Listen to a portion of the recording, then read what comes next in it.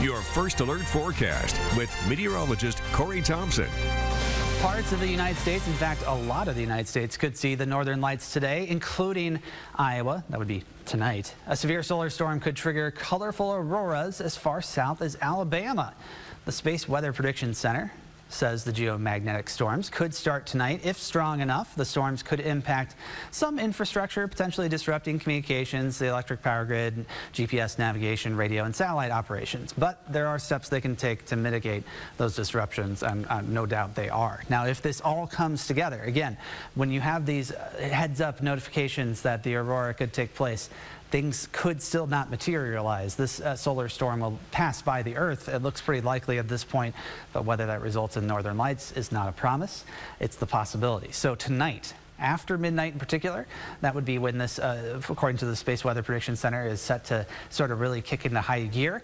Take a look at the northern sky, especially the lower half of the sky from the top all the way down to the horizon, and then get away from city lights if you can. That'll help and allow your eyes to adjust as well. It takes a couple of minutes for your eyes to really be able to see things at night once you come out of a brightly lit area, even as bright as the dashboard on your car, for example.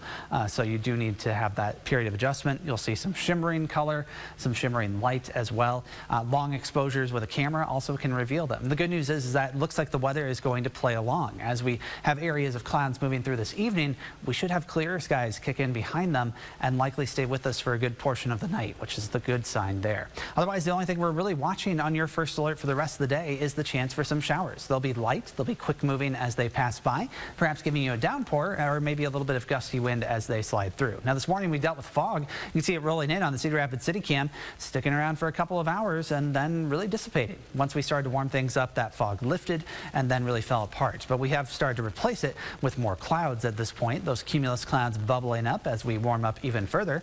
Temperatures in the low to mid 60s at this hour and visibility great. Your first alert forecast for the rest of the day. Temperatures in the upper 60s to low 70s looking pretty likely. In fact, most of us getting above that 70-degree mark with 70 in Manchester and same in Mount Pleasant. That slight chance of a shower arriving later. We'll go through the afternoon dry, but then notice this band of clouds, which actually is already to our northwest in Minnesota and up into northern Michigan. Right along it, we could see a few light showers develop. Again, scattered, quick moving, likely to be of only a slight impact if you happen to find one, but most folks will probably stay dry. It's to our northeast where the better chance for this activity will be. In its wake, we'll replace it with sunnier skies as we head towards Saturday. And that kicks off the weekend that will be in pretty good shape. 72 degrees on Saturday, 80 on Sunday, warm for Mother's Day, and potentially at the end a little bit wet, but most of it should be dry. So we'll start off Saturday evening again, wind shift on Saturday night to a southerly direction, giving us that boost in temperatures for Sunday. So if you have brunch plans with mom on Sunday, things should be totally fine weather-wise. It's later in the afternoon and evening